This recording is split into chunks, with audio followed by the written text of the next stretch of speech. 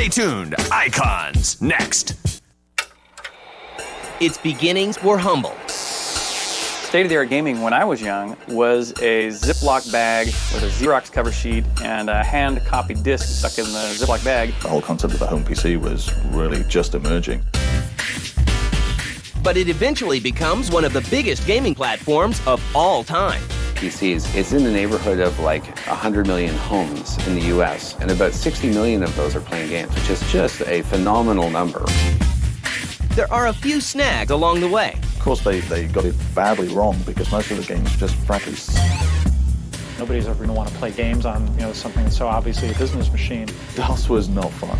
DOS was not fun for most people. But like any good story, it beat the odds and came out on top. They literally, within a very small number of years, became the ubiquitous, platform for gaming. This is the rise of PC gaming.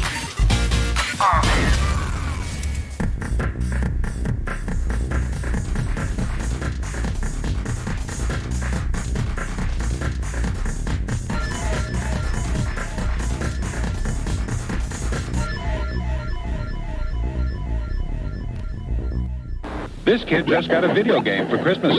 This kid just got a Commodore home computer. It's the early 1980s, and a relatively new product is making its way into people's homes, thanks to companies like Atari, Commodore, IBM, and Apple. Sophisticated for advanced needs. Well, the gaming systems were at the time were Commodore 64. In the UK, the Sinclair Spectrum was massive, although it didn't really take off over here. Apple IIe was obviously a place where a lot of current game developers got their start playing games and starting on that platform.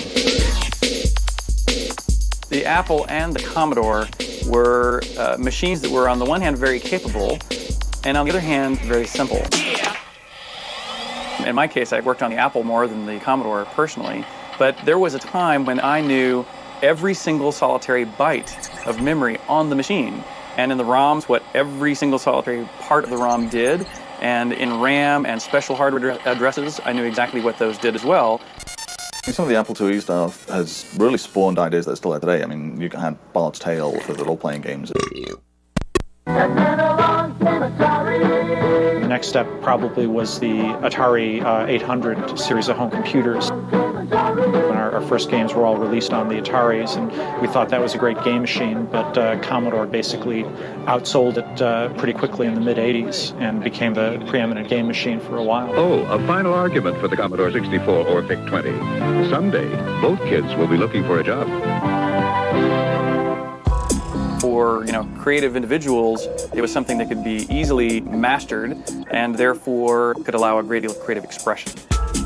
The early days of computer gaming are anything but spectacular.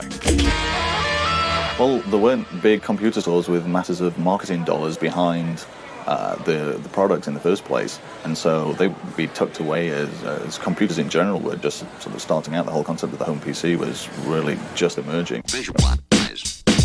A lot of the games were in envelopes or a Ziploc bag with a Xerox cover sheet and a hand-copied disc stuck in the Ziploc bag. And usually these games were just hung on pegboard, so to speak, at the local computer shop. And a lot of that stuff was just done by mail. A lot of the business was run by mail, where fans, who were a very small community of people, would be able to just send their $10 to Richard Garriott, and he would probably personally stick the game in the envelope and mail it off. When I was young, that's how I actually first got into the business, was self-publishing, spending what I thought was a huge amount of money, $200 on Ziploc bags and Xerox cover sheets, and published my first game by hanging it on the pegboard at the computer store. But that was truly state-of-the-art. I mean, it looked every bit as good as the other few game companies that were out there making games at that time. Well, the development cycle of games in the early period was very short. Basically, it was, one guy working a year or so and getting out a game. In those days, all you needed in order to have distribution was some kind of a Xeroxed or a mimeographed manual, sometimes offset if you were really upscale. But that doesn't stop early developers from making their mark. There were actually some pretty famous games that went out that way. The original Castle Wolfenstein by Silas Warner, that went out in those days in a Ziploc bag. Richard Garriott's first game, Calibeth, that California Pacific put out, had a very plain-looking cover. It looked, almost like the early D&D books. Some kind of art that you'd be ashamed to put on a school project today. In 1982, Richard Garriott is among the first to push the industry forward. During the era of Ziploc bags, very quickly, the Ultimas that I was making became bigger in the sense of they were bigger games. They took more time and more effort to make than most of the other games at that time, which were coin-op arcade game knockoffs. I was actually the first person to say, I don't really want this in a Ziploc bag. I want my game in a box. And not only do I want it in a box, but I want things like a cloth map of the world, and I want instruction manuals that describe the rich history of the world, and that all these materials kind of lend to the reality of this virtual world that I want people to go explore. And Sierra was the only company that would guarantee me the materials they wanted my game to be in. So that's why Ultima 2 was published by Sierra, and Ultima 2, I believe, was the first boxed PC game. Meanwhile, as computer games began getting bigger and Apple, Commodore, and Atari are duking it out, IBM releases a new PC that will change everything.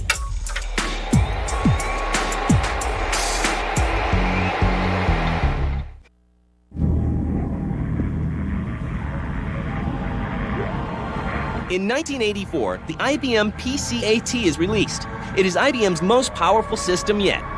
It is a step up from the previous IBM PCs that have already established themselves as business machines. But it's behind the curve when it comes to gaming. The game industry itself is hardly impressed by Big Blue's new entry. Well, the IBM PC was a business machine. It was there to be a typewriter, a word processor. It was there to be a computer and not an entertainment device.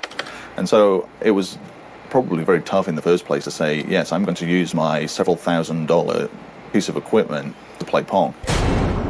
When the PC first came out, me and the other developers, of course, picked up the machine and sat down and played with it, and we thought, oh man, this machine is slow, it's a big box, don't like the keyboard. I was actually very skeptical that it would succeed in the marketplace. And it came into a marketplace that already was thick with competitors. We produced the Ultima just before the PC's launch on the Apple, on the Commodore, on the Atari ST, 5 or 6 different platforms, and the last of those 6 was the IBM PC. But this big, bulky machine soon proves them wrong. People had become comfortable with computers through the Apple II and the C64 and the Atari 800, but now they wanted something that was meatier, something that was more powerful, something that could do their work in time-shifting frame, but could also give them some really challenging games. Thanks to its upgradability and its reputation as a legitimate business machine, the IBM PC and its scores of compatible clones muscles its way into the gaming industry. And when Starflight came around and showed you can actually make games for it all, there still was a lot of resistance and reluctance. But, it was inevitable, I think, because people got them into their homes and spent thousands of dollars justifying it as a business machine, and then suddenly it had, these powerful gaming capabilities. When software giant Sierra lends their support, things are never the same. When Sierra made their commitment, they began to push the technology of the IBM. They were the first ones to do an animated adventure game on the IBM that required EGA color. So the EGA color with the King's Quest I was a really big step up. As more and more people are buying PCs, more and more game publishers jump on board. When Bing Gordon of Electronic Arts said, "This mother is a bad jam," what we're seeing is that the buyers aren't buying as many games. We aren't seeing the penetration we're hoping for, so we're putting our ace on the IBM PC. And when Electronic Arts made that decision to go primarily PC with every release, basically that was the nail in the coffin for the other machines. Meanwhile, as PC gaming rises, so does console gaming. But it soon becomes apparent that the two forms of entertainment appeal to very different types of gamers. As far as the games themselves, I think that the PC games pander to a slightly older audience in general. So there is an assumption that a console gamer is perhaps a younger audience, perhaps teens, and that PC gamer is a little bit older, and so therefore demands and expects a certain different type of game. And the IBM-compatible PC continues to evolve. One of the first steps is the introduction of sound cards in 1984, with the Sound Blaster card setting the standard in 1989. But it really was, the Sound Blaster was the first really competent sound creation that was also created at a reasonably modest price point. Very quickly, all the development community jumped on board saying, hey, finally at last, our games, which have been improving rapidly in areas like graphics and gameplay, but had really been lagging far behind in audio. Know that the time has finally come.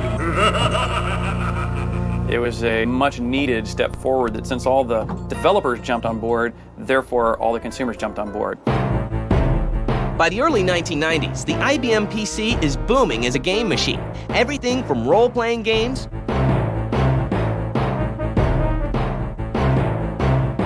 to flight sims and adventure games is available.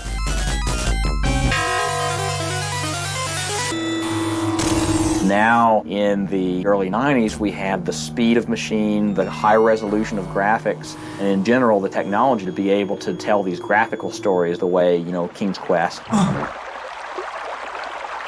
Even the Ultima games. Stand back! Backlin, I shall outline my plan to destroy Britannia. And Wing Commander were able to do very well. With Doom, one of the biggest keys there, aside from the fact that it was a huge step forward as far as the graphic capabilities that we'd seen on a PC, we could see these colors, we can hear these sounds, we could have a very impactful experience playing it because it was frankly terrifying. On top of that, there was the multiplayer, and the fact that you could actually link up a couple of machines in an office and play. Secret of Monkey Island was just absolutely a fabulous experience because it was just hilarious.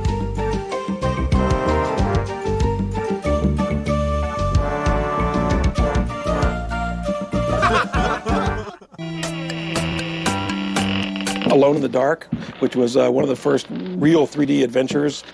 Even though it was polygon looking and as blocky as could be, there were elements of that game that were just spooky. Of course, it's the one that really pushed 3D adventure gaming. But PC gaming is not without its flaws. One of the biggest headaches for PC gamers is DOS, the operating system that IBM PCs have been using since they first appeared in 1981. Oh, well, we all hated DOS. DOS was not fun. DOS was not fun for most people. But unless you have some kind of 3 higher level degrees in programming, knowing exactly what those commands are to get things to work is just a nightmare for everybody involved. It's incredibly laborious. You had to, you put in the disk and you have to type, A:, I don't even remember, I think I've blacked out purposely, but you had a whole string that you had to type in that was almost Unix-like in its obscurity just to get the game running or loading into your system. It was a great pain. But the solution to all these problems is just around the corner.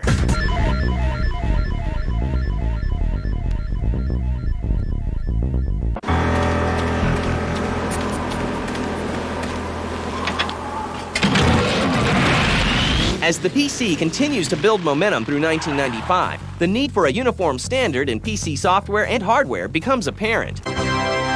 The solution is Windows 95. Thanks to this new operating system and DirectX, Go! the PC industry has a standard that helps ensure PCs will run smoothly and reliably. The coming of more standardized 32-bit platforms, and particularly Windows, was a really great thing for computer games. Ring out! It's great to be able to stick in that CD and expect it to work and not have driver issues. Ready, go! That's good for everybody because nobody wants to futz around with their operating system when they're actually trying to have entertainment time. And so all of a sudden, everybody's running Windows all the time. There's no more DOS. We were instantly free of all of the QEMM exceptions, of all of the configuring your autoexec.bat and your config.sys. You could just install Windows 95 on any machine that would run it, put Civ2 on, and away you'd go. It would perform great, it wouldn't crash, and that was just fantastic. Around the same time that Windows 95 is getting on its feet, another innovation debuts, the CD-ROM drive. All of a sudden you needed a medium that could include the increases in the graphics cards and the sound technology. All of a sudden you need to be able to pack that software so tightly that they would no longer fit on 1, 2, or even 6 floppy disks. And so a new storage medium was definitely needed. And with the CD-ROM's introduction is an entire line of games featuring full motion video, or FMV. One of the biggest sellers is a game called Myst. The way that I saw it happen most often was that someone wanted to buy one of these new CD-ROM drives or a new computer with a CD-ROM drive, and they were fairly expensive when they first came out, so you wanted to be able to rationalize it somehow. And Myst was, one of the best ways of showing, what a CD-ROM drive could do. Myst was sold because it showed what you could do with a CD-ROM game. It was a new technology that showed graphics that had just never been seen before, and those incredible vistas that were created in the Myst world. You needed the CD-ROM storage medium to be able to fit all that kind of content that was being created. I think that Myst absolutely helped drive CD-ROM sales. Competitors soon follow. Rebel Assault was our very direct attempt to capitalize on that. We were looking at the technology and figured we've got to use the Star Wars stuff to make that work. The Seventh Guest, I think, was another one that was in the early days. But FMV becomes more of a curse than a blessing.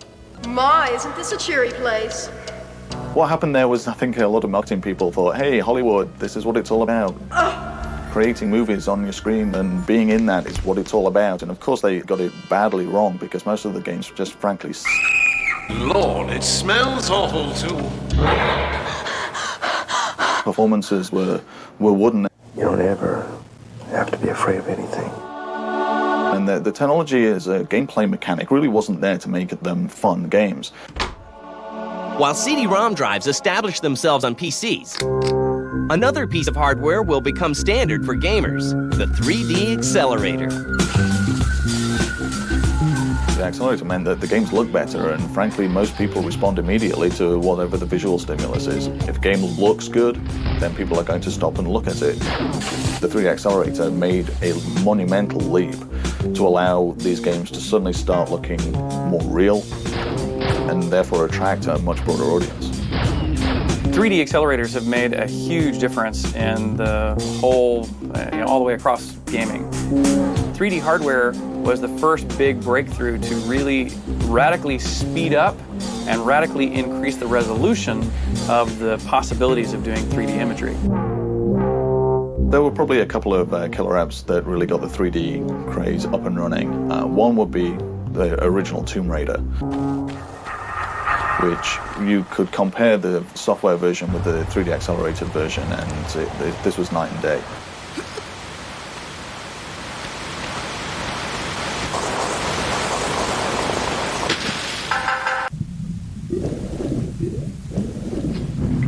And then there was also action games like Quake. The texture detail was all of a sudden amazing. All of a sudden the characters looked better and felt like they had that extra dimension and actually made a real impact on how the games felt to the gamer.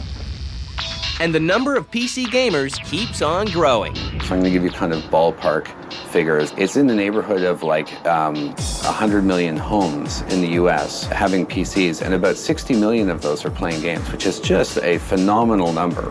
It's probably about 20 million that are playing the big budget real games that you see at retail, There are hardcore PC gamers who are buying our magazine every month, and there's 500,000 of those people. But there's also PC gamers who are perhaps playing hearts and spades in the Yahoo room, or doing trivia games through Pogo or any of those community sites. Technically, they're PC gamers. They're using their PC to play games. There are millions and millions of those. Tens of millions. As technology advances, the PC continues to grow. It's still the most impressive platform that even with the consoles, maybe the first year consoles come out, they look better than the PC, but it's the tortoise and the hare. And consoles absolutely have various advantages, but it is a very different experience to play something on the PC.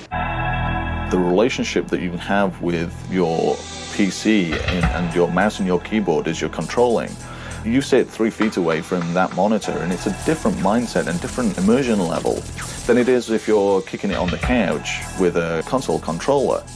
Massively multiplayer games bring together thousands of gamers. New 3D accelerators from companies like NVIDIA are pushing the graphical envelope, and games like Deus Ex 2 are blending old genres to create new experiences. The future is looking more realistic every day. For the PC in the future, I think there's going to be more connectivity, there's going to be higher resolution graphics. The PC keeps getting better and better, keeps getting faster, more memory, and for the foreseeable future, certainly the next 5 to 10 years, that's just not going to change. PC is going to be with us for quite a while. We're approaching the LZ. It's gonna be hot. Touchdown. Hit it, Marines.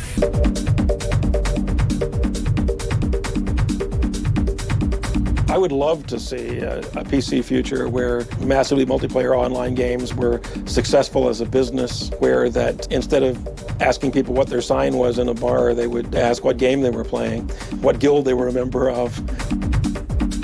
It's just very exciting. The more connectivity, the more memory, the more graphic speed and power, the better the experience we can deliver, and that's great.